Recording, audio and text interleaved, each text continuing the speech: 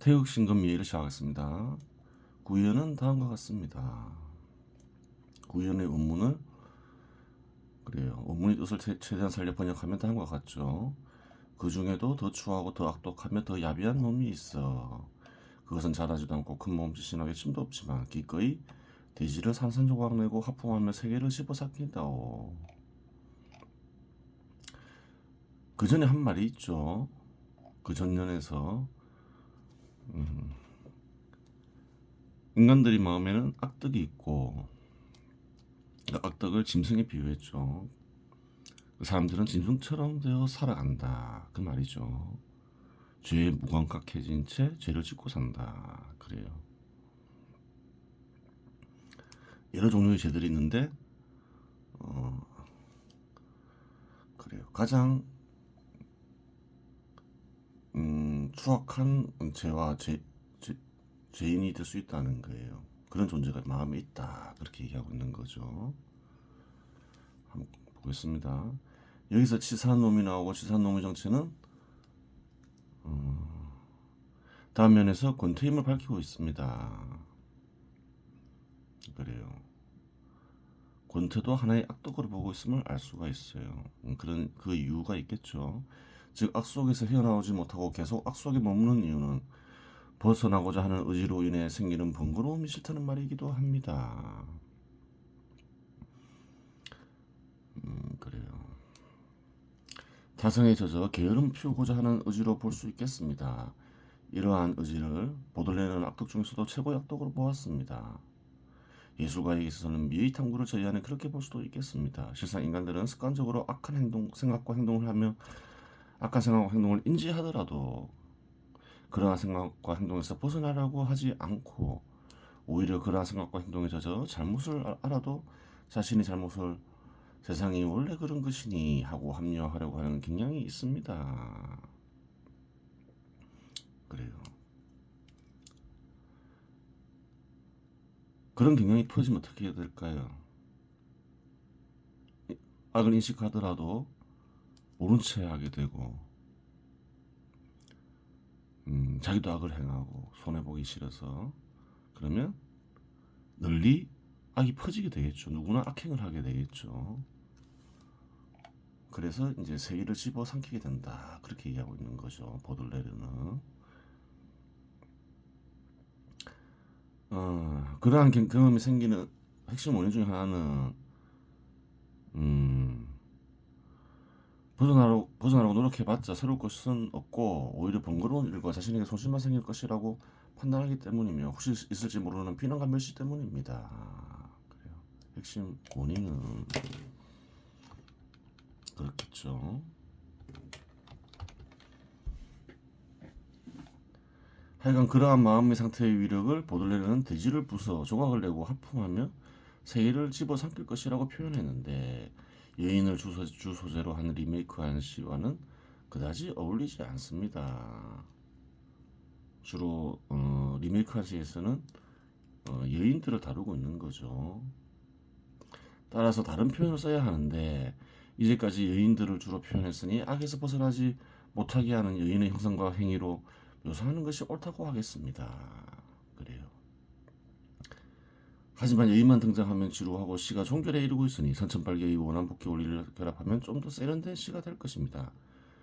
선천발계 이치에 각하면 마지막에 이르면 내용이 보다 풍부해지고 구체화되어 원한복귀하는데 이연에서 흡혈귀가 등장하니 흡혈귀와 여인을 결합하는 시도를 하는 것이 좋겠습니다.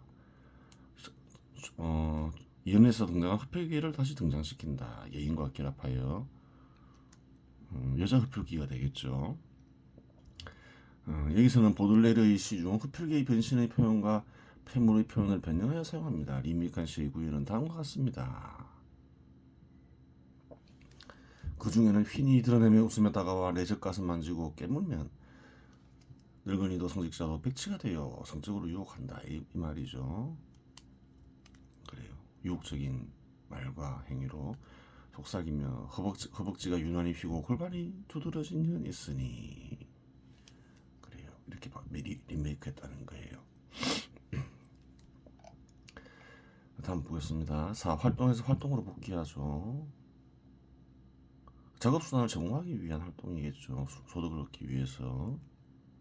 항상 두 가지 활동이 있죠. 조직체에 참여하는 일에는 조직체를 구성하는 활동, 조직체를 유지, 그리고 구성하고 유지하고 발전시키는 활동, 그리고 소득을 얻기 위한 활동.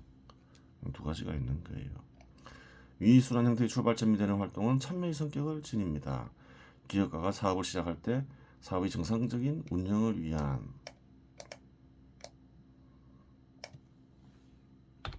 과표를 충분히 갖추지 못할 수도 있고 충분히 갖추었다고 하더라도 필요에 의해 작업수단을 다른 개인이나 조직체로부터 빌려 제공받을 수 있습니다.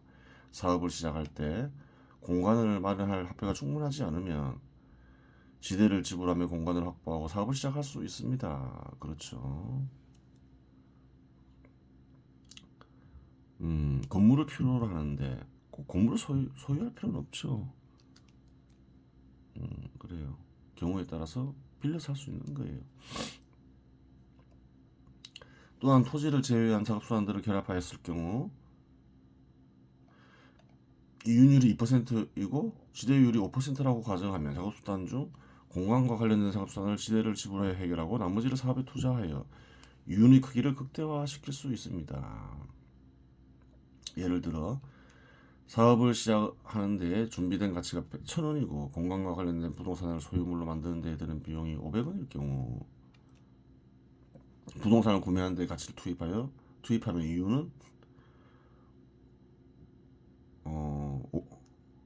500원 곱하기 20%는 100원이 됩니다. 500원만 사봤는데 이용하는 거죠. 운영하는데. 반면에 지대를 지불하고 전액 작업수단에 투입할 경우 1,000원 곱하기 20%가 되어 200원이 되는데 지대율을 5%를 적용할 경우 지대는 500원 곱하기 5% 25원이 되는데 이를 이윤 200원에서 공제하면 175원을 획득하게 됩니다. 모든 비용을 그래요. 부동산을 구매할 수 있음에도 불구하고 부동산을 구매하지 않고 이런 조건 속에서는 전부 사업 비용으로 투입한다는 거예요. 그럼 이윤이 더 커지겠죠. 이는 부동산을 구매하여 획득하는 이윤보다 75원이 더 크면 100원에 비해 75%더 증가된 이윤의 획득을 가능하게 합니다.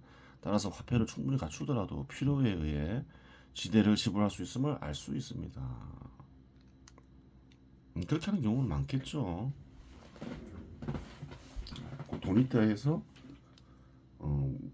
무조건 토지나 건물을 구매해서 사업을 시작하는 건 아니죠. 사업 확장할 때도 그렇고 여기서 토지나 건물을 제공하는 인간이나 조직체는 이윤을 창출하는 데 필요한 작업수단을 제공함으로써 간접적으로 이윤 창출 과정에 참여하고 있음을 알 수 있습니다. 그렇죠. 토지나 건물을 제공하는 이 역시 어떤가요? 소득을 얻는 데 참여하고 있는 거죠. 사업에 참여하고 있는 거죠. 제공함으로써. 간접적이라고 말하는 이유는 작업수단을 제공하고 설명을 받는 개인이나 조직체가 이윤 창출 과정에서 의사결정권을 지니고 경영을 하는 것은 아니기 때문입니다. 직접 경영을 하고 있는 건 아니지만 빌려준 것에 불과하지만 또 빌려줌으로써 또 사업이 이루어지게 하는 거죠. 조직체를 구성하는 자본을 제공하는 기능은 자본가의 기능이므로 작업수단을 제공하는 개인이나 자본가의 활동은 부분적으로 자본가의 기능을 수행한다고 할 수 있습니다. 그래요. 이러한 원리는 작업수단이 화폐나 기계라고 하더라도 동일합니다. 하지만 작업수단의 각각은 사용되는 용도와 거래 형식이 다르기 때문에 근본적인 원리는 같더라도 전개되는 양 과정은 다르게 나타납니다. 작업수단은 다양한 종류가 있겠죠. 따라서 근본적인 원리는 같지만 전개되는 과정은 다를 수 있다. 그렇죠.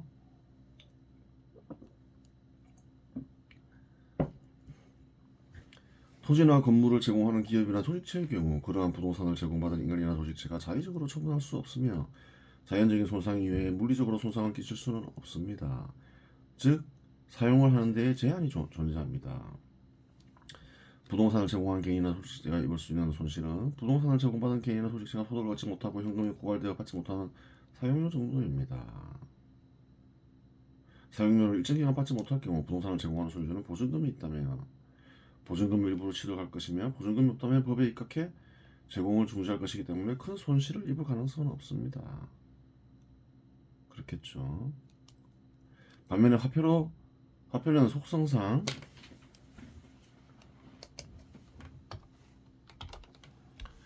제공받은 이가 자의적으로 처분할 수 있습니다. 단지 계약에 입각해 이자를 지급하고 원금을 상환한다는 제한이 있으나 화폐의 사용 방식은 제공받은 이익이 존재합니다. 제공받은 화폐로 이자를 지급하고 원금을 상환하건 투자하여 획득한 추가가치로 이자를 지급하고 원금을 상환하건 다른 개인의 소득체로부터 빌린 화폐로 이자를 지급하고 원금을 상환하건 아무런 제한이 없습니다.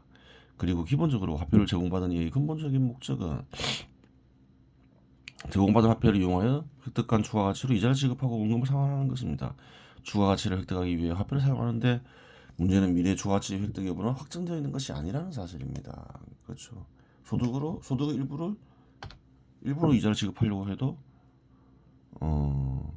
미래의 소득은 확정되어 있는 것이 아니죠. 불안 요인이 있는 거예요. 사회적 조건에 의해 예상보다 더 많은 추가가치를 획득할 수 있고 그렇지 못할 수도 있으며 추가가치는 고사하고 거래하는 상품의 가치 폭락으로 인해 손실을 입을 수도 있습니다. 그럴 수도 있어요.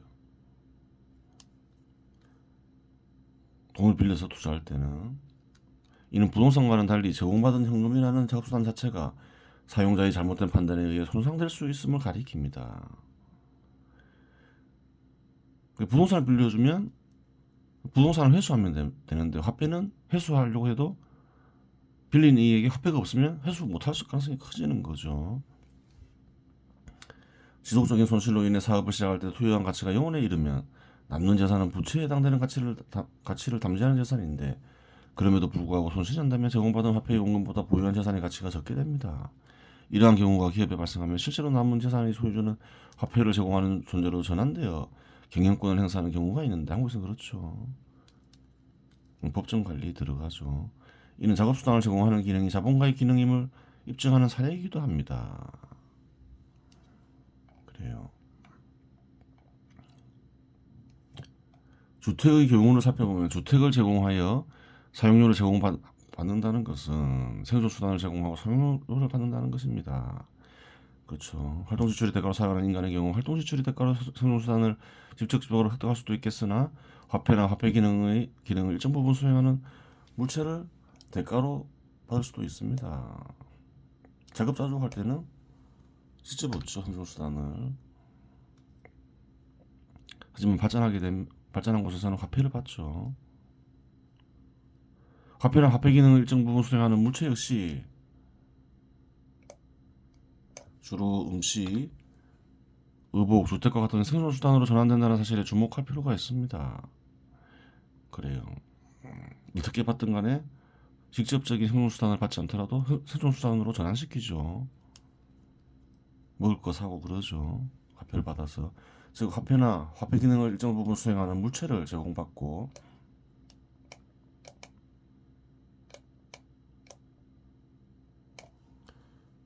활동지출을 지불하는 행위는 생존수단을 직접적으로 제공받고 활동지출을 지불하는 것과 의미가 동일합니다. 그렇죠. 따라서 주택을 제공받았다는 것은 생존수단을 직접적으로 제공받았다는 얘기이고 생존수단을 제공받았으니 활동지출을 지불해야 되는데 주택을 제공한 정치자나 개인이 제공받은 인간의 활동지출을 개인이 제공받은 인간의 활동지출을 필요로 하지 않기 때문에 활동지출이 담지자인 사용료를 지불하는 것입니다. 그렇게 되는 거죠. 생존수단을 제공하고 활동지출을 지불받는 존재는 자본가인이 주택을 제공하는 기능 역시 자본가 기능의 변형된 상태라고 볼 수 있습니다. 주택이 역시 뭔가요? 사람들이 각각 사람들에게 작업수단이 되는 거죠. 일하기 위한, 소득을 얻기 위한. 집이 없으면 거주지가 없으면 죽게 되겠죠. 그래요. 개인에게는 작업수단이 되는 거예요. 소득을 얻기 위한. 이제까지 다룬 7가지 순환 형태의 합체형인 이제까지 다룬 7가지 순환 형태의 합체형인 8순환 형태 시장 지배 시대에 기반한 자본순환 형태로 이행하기 전 마지막으로 사소한 문제이긴 하지만 작업수단을 제공하고 사용료를 받는 조직체에 임금을 받고 일하는 사람들이 받는 대가가 지니는 의미를 살펴보도록 하겠습니다. 무엇이든 합체를 하여 완성품을 만들 때 부품이 빠지면 사고가 날 수 있습니다. 특히 중대한 부품일 경우 대형 사고는 예정되어 있다고 하겠습니다. 이는 물체 형태를 띠는 생산물도 그러하지만 사업이나 인생 또한 그러하며 경제 이론에 입각한 정책 역시 예외가 아닙니다. 핵심적인 부품이 빠지면 사고가 난다. 그렇게 얘기하고 있는 거죠. 무엇이건 간에 핵심적인 요소를 빠뜨리면 안 된다. 그렇죠. 2014년 한국에서 발생한 세월호 사건만 하더라도 사고가 나기 전 스크류 회전수가 올라가지 않으면 엔진이 꺼지는 경우가 종종 있었는데 엔진에 이상이 없었다면 파도의 충격으로 내부 화물이 한쪽으로 몰리며 선체가 40도 기울어졌지만 그 상태로 동력을 유지하며 항해가 가능해 대부분 구조가 가능했을 것이라고 합니다. 그래요. 세월호가 기울어지면서 대형 사고가 났는데 그 전에 이제 엔진에 문제가 있었다는 거예요. 엔진에 문제가 없었다면 다 구제될 수가 있었다는 거예요. 왜냐하면 기울었다 하지만 항해가 가능하기 때문에 그러하다는 거죠. 그래요. 한번 보겠습니다. 항해 중에 시동이 꺼진다는 건 스크루가 안 도는 거죠. 항해 중에 스크루가 안 돌면 곧바로 재시동이 안 되기 때문에 한참은 그냥 뒀다가 시동을 다시 겁니다. 이러면 조류가 센 해역이라면 배가 밀려가서 암초에 부딪힐 수 있는 여지도 있는 거죠. 세월호가 급격히 기울어진 후에도 엔진이 계속 살아있었다면 상황은 달라질 수 있었을까?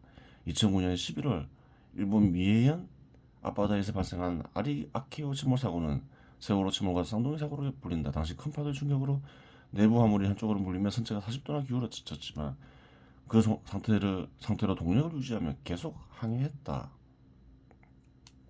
그래요. 이렇게 시간을 버티며 해안까지 근접한 뒤 침몰에 승객 28명 전원이 구조될 수 있었다. 그러나 세월호의 운명은 이와는 완전히 달랐다. 그래요.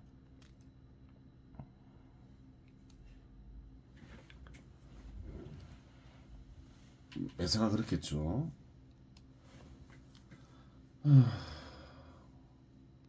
뭐 좀 불안할 수도 있는데 항상 핵심이 빠지면 안 되는 거예요. 핵심이 빠지면 대형 사고가 날 수 있다. 대형 사고가 나더라도 핵심 요소들을 갖추고 있으면 돌파 가능하다. 그렇게 되는 거겠죠. 해상 사고를 통해서 교훈을 얻을 수가 있는 거예요. 다음 시간은 태열금화 종지를 살펴보도록 하겠습니다. 제 13장으로 넘어가죠. 권세가 세상에 권하는 노래. 이제 마무리가 되었으면 마무리임을 알 수 있는 거죠. 12장까지 전달하고자 하는 바는 다 전달했겠죠. 마무리는 노래로 한다 이 말이죠. 어떤 노래냐 한번 봐야 되겠죠. 요조와 료동빈 큰 스승이 말하였다. 오 인도새 단중렬 내가 세상을 바로잡고자 세상을 구제코자 이 말이죠. 단충렬 단을 충분히 달구었다. 비유적 표현, 사진적 표현이죠. 단은 어떤가는 신의 마음이죠. 어떤가는 신의 뜻을 드러내며 어떤 간의 신의 마음을 드러내기 위해 노력하였다. 충분히 달구었다. 충분히 드러냈다. 그렇게 얘기할 수 있겠죠. 불석파심 병 요설. 그래요. 안타까운 마음으로 넉넉히 설명하겠다. 안타까운 마음이 왜 그런가요? 그 뒤에 설명해놨겠죠. 세존 역위대인연. 세존은 또한 큰 인연을 이루게 하기 위해서 그래요. 직지생사진 가서 그래요. 직접 바로 가리켰다. 상과 주의 진실을 가리켰건만 참으로 애석하구나 가르쳐줬다는 거예요. 사람들이 죽고 사는 문제, 죽는 것에 대해서 굉장히 괴로워하죠. 그것에서 벗어날 수 있는 길을 가리켰다, 이런 뜻이 간직되어 있는 거죠.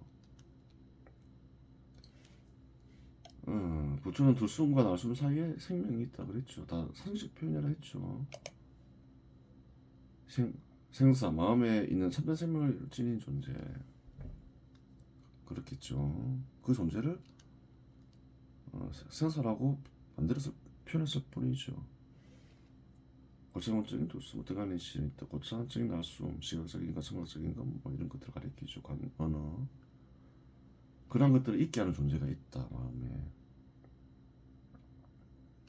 그래요. 그 존재를 직접 가리켰다. 근데 알기 쉽게 가르쳐 준 건 아니죠. 상식적 표현으로 감추었죠.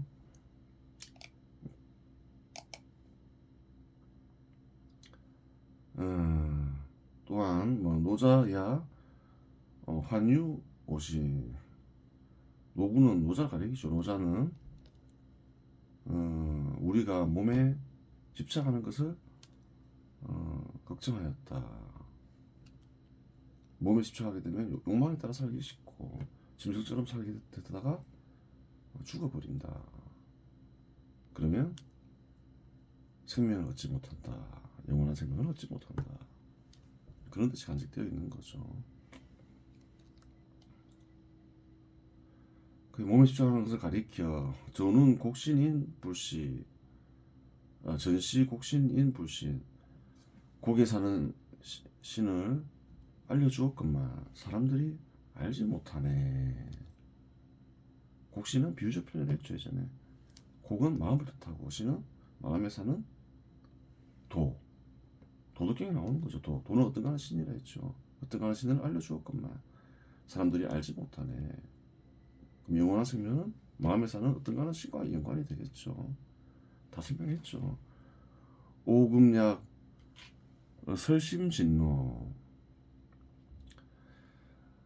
내가 이제 참된 길을 감추려 설명하노라. 말기 쉽게 설명하겠노라 이 말이죠. 감추려 노래로 설명하겠노라 이러죠. 그걸 알기 쉽게 설명하진 않았죠. 황중통리 제대연, 황중으로 통하는 이치는 바로 여기에 달려 있다. 그렇게 얘기하고 있는 거죠. 다 알 수 없는 말이죠. 황중은 어떤가는 신의 마음이라 했죠. 어떤가는 신의 마음에 통하는 참된 이치는 그래요.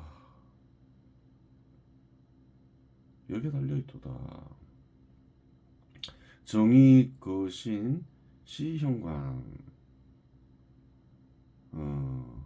몸에 있는 바른 위치가 묘한 관문, 관문이 된다.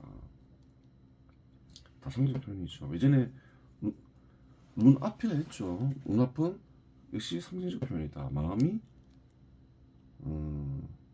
눈앞에 있는 것 같죠. 생각이 눈앞에서 이루어지는 것 같으니까. 그러니까 마음을 살피라. 다 설명했죠. 내관하는 거라 했죠. 좌우 중간 감정시,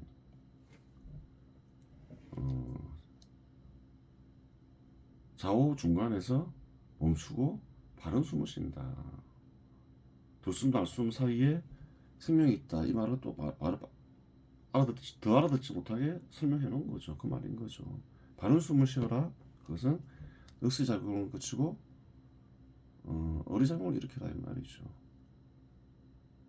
참된 생명은 어떤가 하는 신에게 있으니 뭐 바른 숨을 쉬면서 어떤가 하는 신과 합의를 하려고 하여라.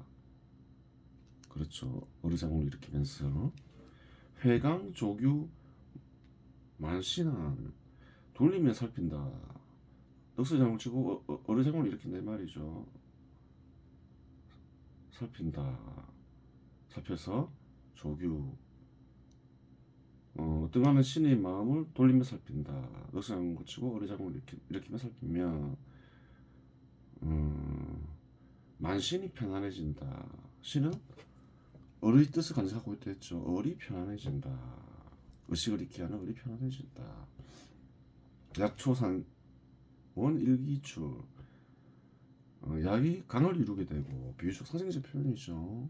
을이라 했죠. 을이 엉기면서 모이게 되고 원일기출 원래부터 있는 하나의 기운이 나온다. 선천일기라고도 하죠. 어떤가는 신을 가리키죠. 그러면 그래요. 어떤가 돌리며 살피는 일을 계속 하다 보면 그리고 어떤가는 신의 마음을 돌리며 살피면 어떤가는 신의 마음을 거듭나면서 어떤가는 신의 마음을 잊게 하는 존재. 어떤가는 신이 당연히 나타나겠죠. 그걸 설명한 거죠. 노래로 설명한 거죠.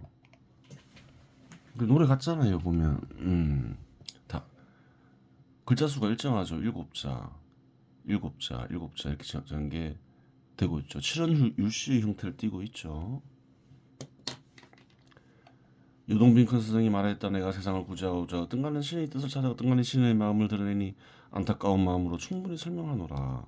석가모니는 자비로운 마음으로 삶과 죽음을 넘어서는 곳을 가리켰건만 알아듣지 못하니 애석하구나.